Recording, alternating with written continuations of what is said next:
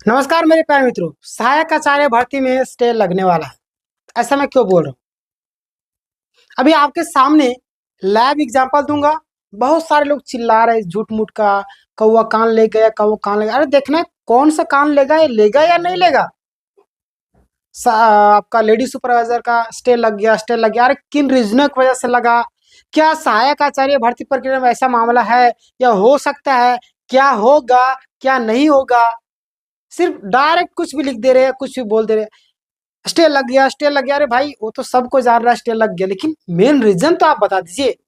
लेकिन मैंने आपको बताया है कि मैं जिस तरीके से आपको एक्सप्लेन करता हूँ पूरे यूट्यूब में आपको मैं दिखा के दीजिए, आप किसी का लिंक मुझे पेस्ट कर दिए कमेंट में, कोई इस तरीके से एक्सप्लेन किया तब मैं आपको मानूंगा, है ना।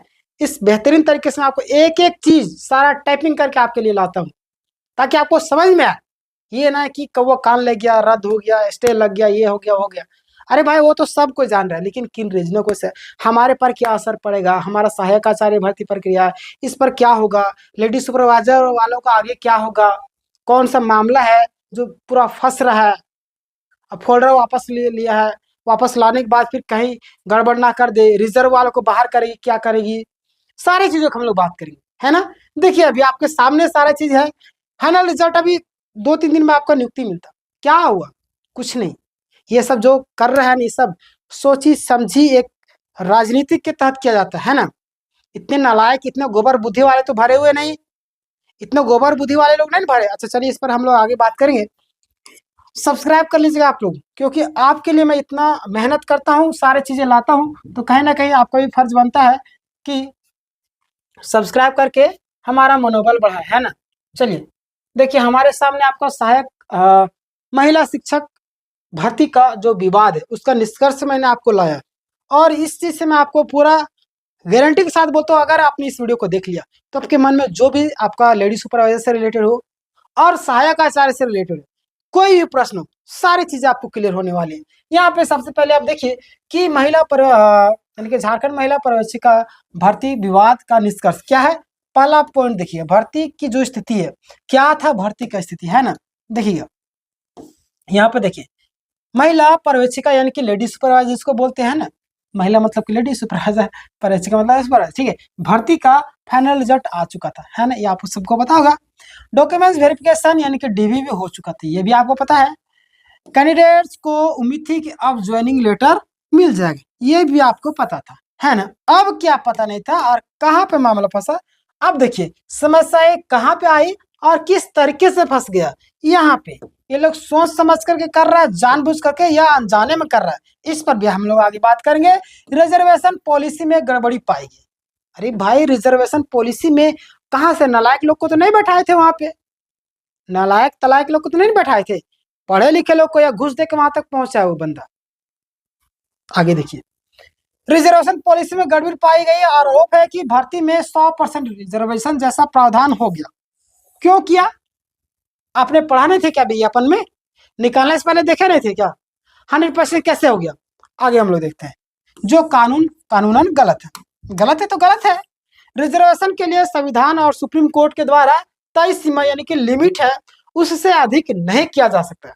तो 100% कैसे कर दी? या तो छात्र पिसा रहे हैं ना। अरे उस पर जुर्माना लगाना चाहिए जो इस तरीके से कर रहा है।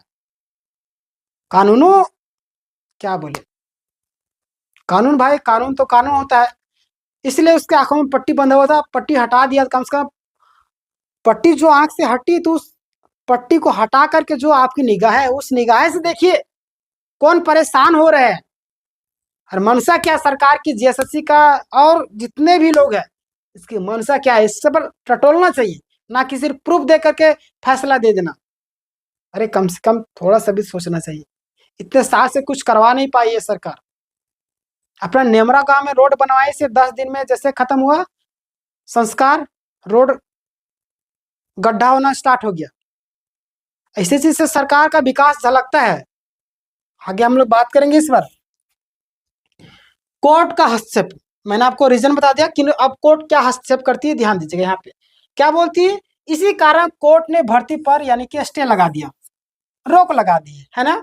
इसी के कारण 100% नहीं हो सकता।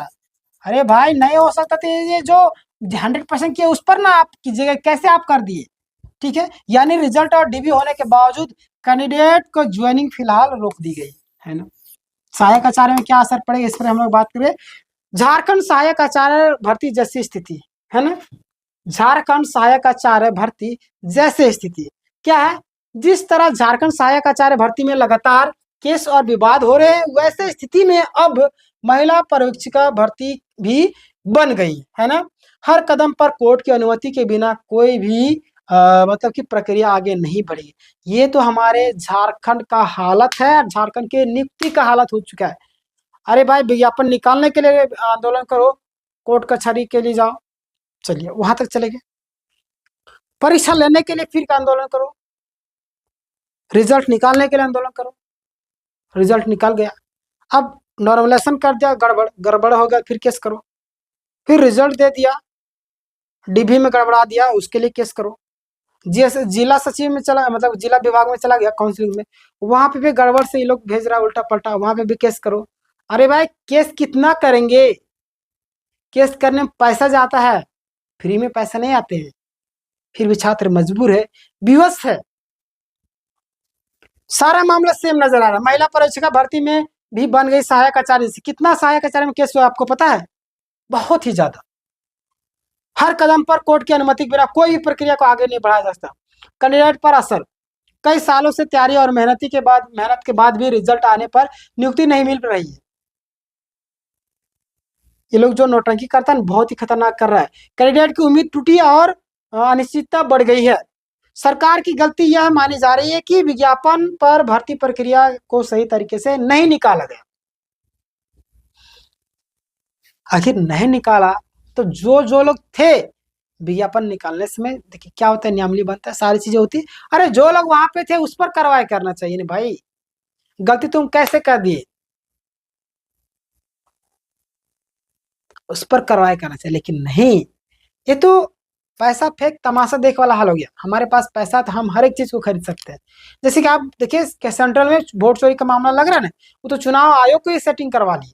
अब यहाँ पे बीजेपी के सारे लोग बोलेंगे बीजेपी के बारे में क्यों बोल रहे हैं, बीजेपी के बारे में नहीं, बीजेपी के कार्यों के बारे में बोल रहे हैं, उनके कार्य बुरा है। ऐसे प्रोटेस्ट हुआ कई बार, एक मुंह से सब निकल गया मोदी जी का। छात्र के भविष्य के बारे में कितना बार बोले, चलिए मैं मोदी की नहीं बोलता, अन्य कई सारे नेता कितने लोग बोलती है।